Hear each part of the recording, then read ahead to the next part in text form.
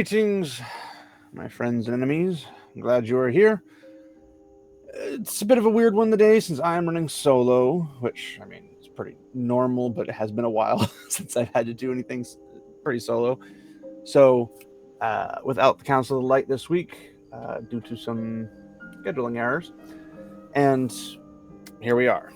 I've got two articles I would like to go over the topic of Shift Up, the developer for both Stellar Blade and Goddess of Victory, Nikke.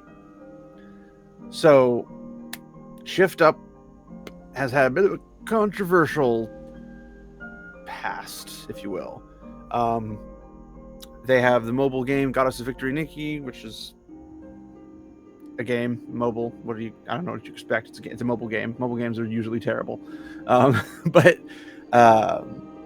it's a bit of a normal, it's not really a non-issue. I mean, it's got anime girls that are very shapely, very cutesy, sexy, variety, it would seem. I've not personally played it myself, so I couldn't tell you the details.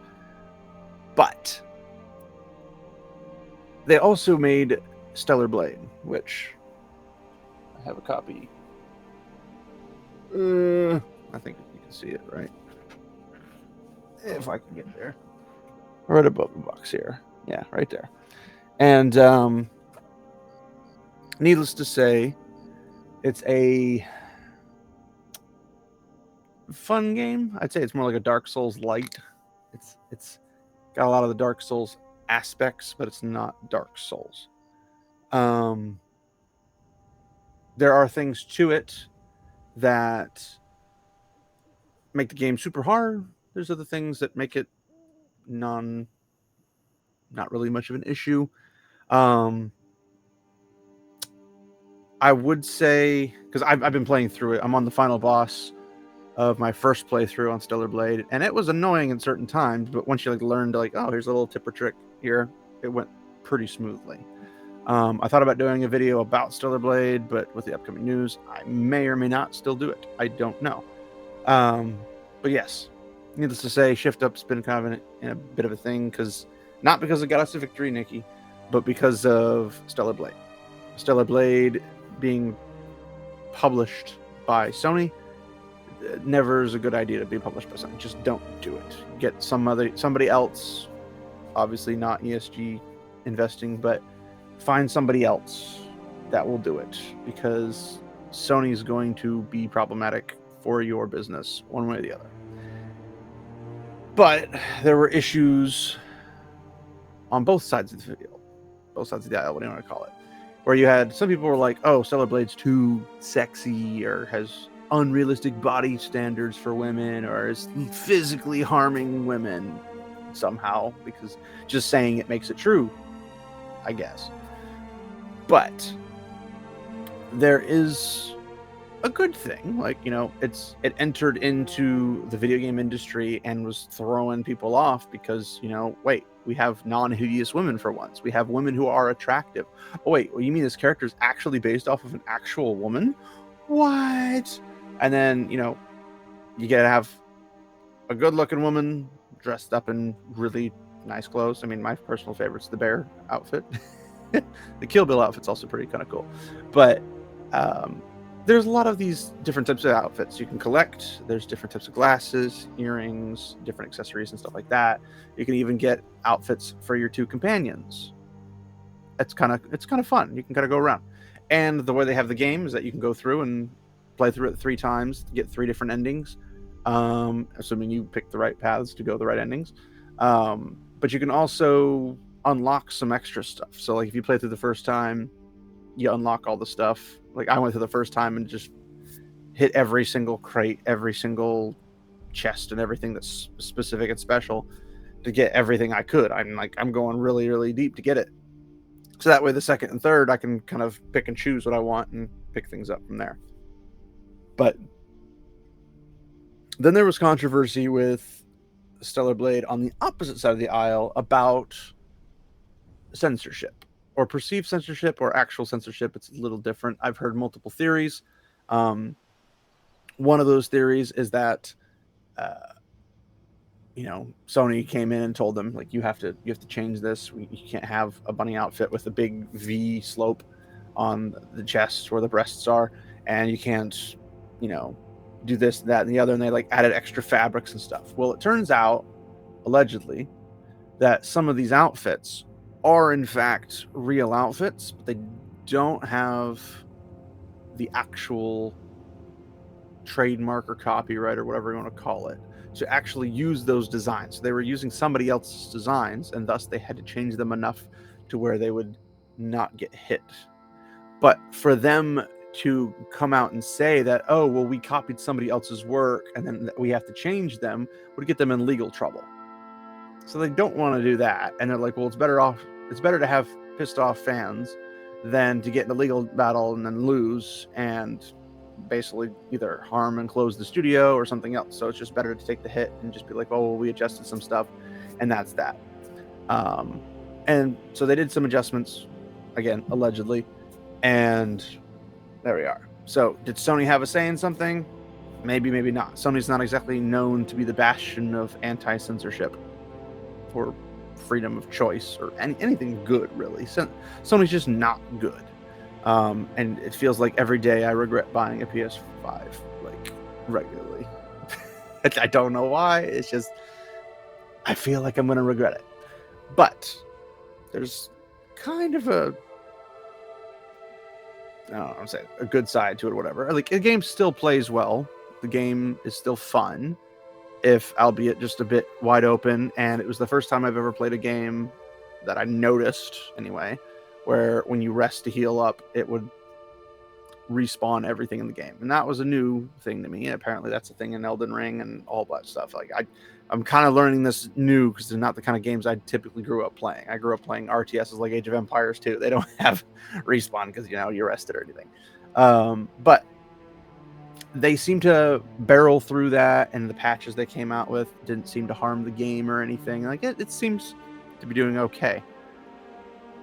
And then there seems to be another controversy that they're in, and it seems that Shift Up has fallen. But did they? That's what we're going to find out. So I've got this article here from PocketGamer.biz, and according to them, Goddess of Victory Nikke propels developer Shift Up to 2.5 billion valuation. The Seoul-based company has just issued and sold nearly 7.3 million shares at 60,000 won each. Now, 60,000 won is approximately $44, which honestly, $44 isn't that much for a share for investment, provided you like what the company's doing. If you don't like what the company's doing, it's not worth the money. But 7.3 million shares at $44 a piece, it's a lot of money. So, Shift Up plans to use its initial public opening, I believe is the term. Is that correct? Yes, I believe that was the term. Which is basically like the money that they got for the investments initially to diversify its game portfolio. Now, the term diversify in this instance is a hot button issue because diversity is not positively received by a large portion of the gaming community, not because they hate people who look different than them, not any of that type of stuff, but because usually it has a death knell sitting on it for any game company. So if you have diversity or inclusion or anything like that in it, like a buzzword, if you will, people don't like that. And why do people not like that? Well, because it usually comes with some baggage, and that baggage isn't good gameplay. It's not good storytelling. It's nothing good. It's always bad, but it's there because it's forced. Their success have built on just two games, Stellar Blade on the PS5 and mobile's Goddess of Victory. I don't know. There's some strange, let's say, typos. Like, the success, if built, should be is built on, but yes. I'm not the guy editor, so whatever. South Korean games developer Shift Up has raised 435 billion won, 320 million, after going public, placing the second largest IPO by a South Korean video games company after Krafton's 3.8 billion in 2021. As reported by Bloomberg, ShiftUp sold nearly 7.3 million shares at 60,000 won each, $44 approximately US, with demand exceeding the volume available shares 226 times over. They've made an impact on people, let's put it that way. Or somebody else is investing in them. The company plans to use its IPO funds to diversify its game portfolio after previously releasing 2 titles, Stellar Blade, which launched earlier this year, and PC. And this guy's just literally repeating what he's saying to fill words, I guess. Credit where credit's due. While Stellar Blade has sold over 1 million copies since its launch, ShiftUp's success as post-IPO is largely based on the massive popularity of Goddess of Victory Nikke. Nikke, which continues to be a huge hit for the South Korean company, generating more than $750 million in revenue. So there's going to be a lot of articles coming out, and there are going to be a lot of articles covering specifically, Stellar Blade this, Stellar Blade that. It's not really about Stellar Blade, to put it bluntly. And if I remember correctly, Tencent, the Chinese financial company, monster, beast, whatever you want to call it, has its teeth dug into Goddess of Victory Nikke. So take that as you will. The game's initial success raised the company's valuation to $2.3 billion, prompting a possible listing of 58 million shares in 2023, of which nearly 7.3 million have now been sold on the Korean stock exchange. After selling 7.3 million shares in its IPO and raising 435 billion won, ShiftUp's valuation is now estimated to skyrocket to 3.48 trillion won, 2.5 billion, according to 2.5 billion US, according to CNBC. In 2023, the company reported sales of 168.6 billion, a 155.2% increase on year one. And regular games don't make that kind of money. Mobile games do. Don't ask me why, because mobile games are probably the trash games of all games. Like a pencil and paper with a poorly, crudely drawn 5-year-old writing would probably make a more quality-based game if the kid knew what they wanted than a mobile game. Mobile games have a tendency to just be cash cows because they want you to buy. I'm not particularly a fan of them unless you can make a well-done one that does not require you to whale out or absorb all your funds into something. So it is what it is. But this is not the only news we got. So from that Park Place, after going public, Stellar Blade developer ShiftUp seeks employee to publish ESG reports. And again, they're using Stellar Blade because Stellar Blade's the thing that it seems that they're trying to paint the Stellar Blade, the anti-ESG, anti-diversity and inclusion, anti-political side of video games, and be like, hey, here's your star child, and we're going to just drag it through the mud kind of thing. It's how it feels like it's coming across. It might not be, but that's how it feels. So, Stellar Blade developer ShiftUp officially went public and raised $320 million in its IPO. However, it was also revealed that the company is hiring an employee to publish ESG reports now. Games industry reports the IPO is the second one in South Korea in over 2 years and the first to raise over $50 million since PUBG developer Krafton raised $3.8 billion in 2021. In fact, it was the second largest IPO in South Korea in 2024, only behind Hyundai Marine Solutions' $553 million offering earlier this year. That's a car company place if you're not familiar. After the company went public, a job posting on the company's website was discovered by ex-user Panda Casual for an IR representative or manager. One of the duties of this position is to lead a team in the publication of ESG reports. Here's the tweet. ShiftUp is hiring. Do you have skills in ESG to please all the new investors? That's not a good sign. Apply today, and blah, blah, blah, blah, and gives you that. So the business report, pull it up a little bit. Proceeding, IR manager. We are seeking a competent IR manager to join ShiftUp, a company that is leading the global gaming market and achieving continuous growth together. Responsibilities based on his fluent English speaking skills. Presumptions. He is responsible for IR work and governance related work of ShiftUp Company Limited. IR planning and preparation and reporting of various materials, conducting IR communications for domestic and overseas investors and analysts,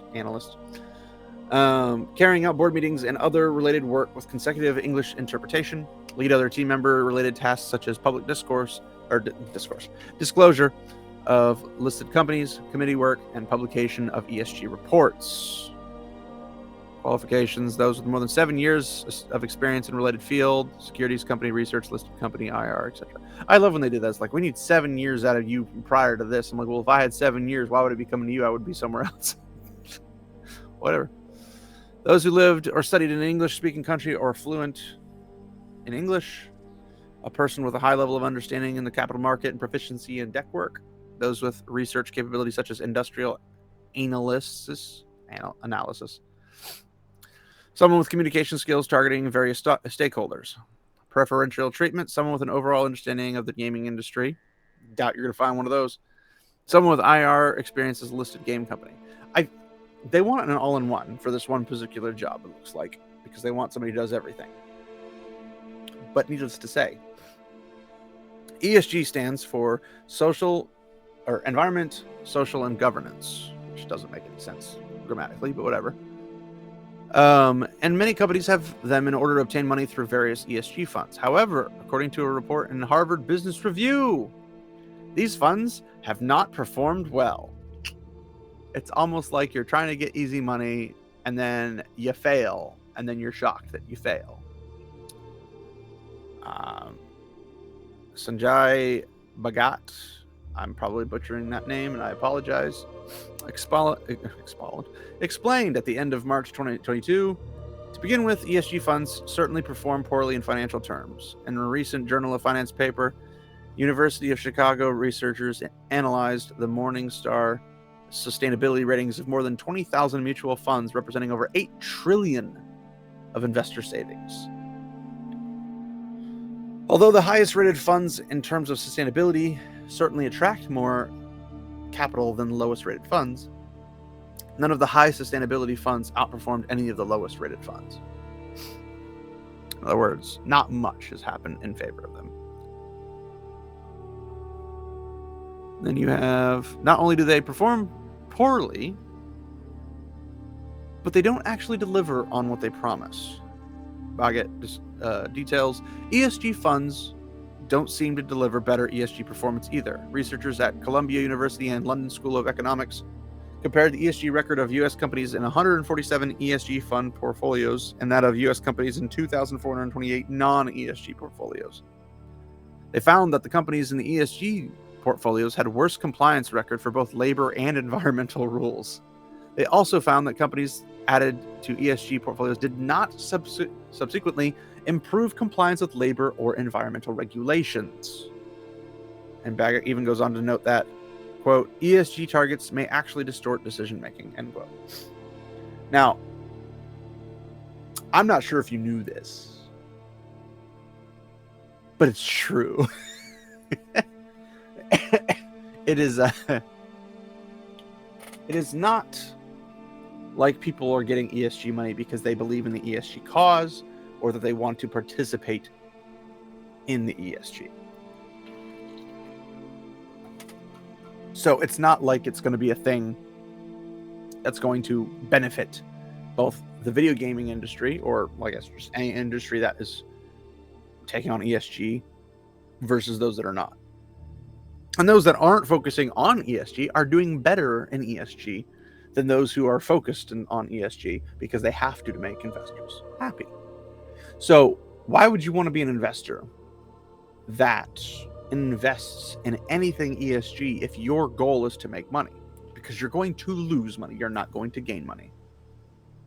And I've been saying for some time now, not particularly on YouTube, but if there was for any reason another investment company that came up out of nowhere and invested in everything but ESG, well, they'd make a lot of money because they're there to make money. They're not there to be some, I don't know, United Nations environmentalist activist. I'll be able to speak eventually. Don't worry. Kind of just woke up from a nap. Sorry. Activist group where they're trying to specifically come after people who disagree with them and force their way in, like BlackRock or something like that. And since BlackRock's been losing money out of the wazoo and has been verified by the BlackRock founder or CEO, whatever he is, that's one of those interesting things. In fact, a report from the Wall Street Journal noted that a branch of ESG, DEI, or diversity, equity, and inclusion, it's actually diversity, inclusion, and equity, if you're not aware, DEI, is indeed a scam based off of faulty research done by an activist organization called McKinsey. Ooh.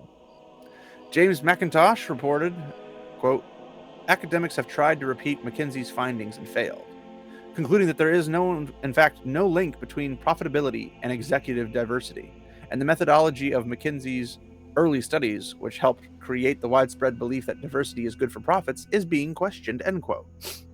I'm shocked. I am shooketh to my coreth, if you will. It's who could have seen this coming? Who under the sun and under the light could have seen this? But as former World of Warcraft team lead Mark Kern notes, Grums, we have to see what the final reports focus on. And it's good to be cautious, but it's not looking good.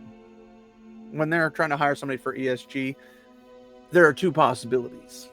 There is, we want somebody to, check in and give us an idea of what the ESG is coming in as, in favor of, or to make sure it's as small as possible.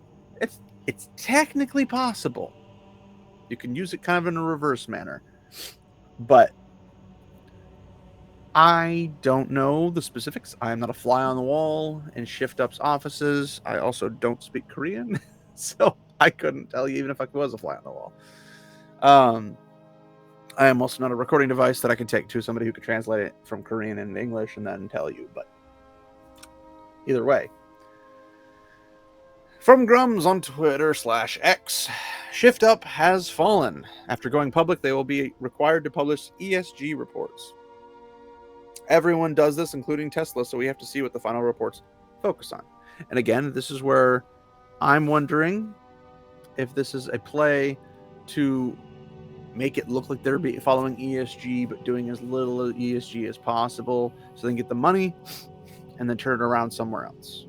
Or as I would call it, financial investment laundering, if you will. But yes. What do you make of ShiftUp's hiring an employee that will lead a team in developing ESG reports? That's what I am trying to find out. I'm not particularly sure what I'm supposed to think about it. It doesn't exactly fill me with joy. Let's put it that way. It doesn't fill me with a, wow, this is going to go well. That's not what it does. It's not going to be like, yes, I can't wait to buy the next ShiftUp rendition. This puts a lot of hesitancy to me. I don't want to jump to conclusions or jump the gun and be like, I'm never buying another ShiftUp game. I'm never going to play another ShiftUp game. I'm still going to finish Stellar Blade. It's a fun game, albeit sometimes frustrating, but it is fun. It's challenging. I'm not like the most amazing player of it, but I obviously got to the last boss, so I just got to finish the last boss, and I technically have beaten it. I'm hesitant because Stellar Blade will be coming to PC at some point, but will people buy it on PC? Because people have been waiting to play it because they have a PC, they don't want to buy a PS5, whatever. Totally get it. However, this might nail those sales down as a very low number compared to what they would have been if they hadn't done any ESG stuff. And yeah, every company essentially has an ESG thing because they want easy money. I think you should just believe your product a little bit better and then draw in the people, the investors that are looking to make a profit. Because if you're just looking for investors who want to force an ideology like BlackRock or somebody, you're not going to make good games because they won't let you. That's part of the deal when you buy something from an ESG investment. They're not interested in you making good games. They're not interested in you telling good stories. They're not interested in good acting. They're not interested in good whatever. They're not interested in good. That's the final thing for ESG investments. Ooh, apologies. They're interested in their views, their opinions, and they're interested in you adhering to them. So what's going to happen? Who knows? I'm hoping that they spit in the face of ESG and they just hire it to look like they're doing what they're doing, and they just keep on doing what they're doing. But that's not particularly promising, so I guess we'll see as we see. So, but yes, that's all I've got for today. Hopefully, we'll hear some updated news and it won't be all bad. I don't know if that'll be the thing, but yeah, we'll see. But yeah, Grums, I'm sure, will be on top of this like a fly on pie. So keep up with him. Follow him on Twitter/X, and who knows? Maybe we'll get some good news out of this, and I'd love to hear it. And I would love to see better stuff become of this. So thanks everybody for watching and hanging out. If you could like, comment, subscribe, and all that good stuff. I'm terrible at remembering to do this at the beginning, so I apologize, but it's not a very long video, so hopefully just in comparison to what I normally do. So whatever. Thanks for sticking around. You guys are great. Your support means the world. Sharing this stuff to other people helps us out with the algorithm, commenting, liking, all that good stuff. So if you could, that'd be great. And you are appreciated regardless of whether you do or do not. So thanks everybody. Remember, my friends, walk in the light.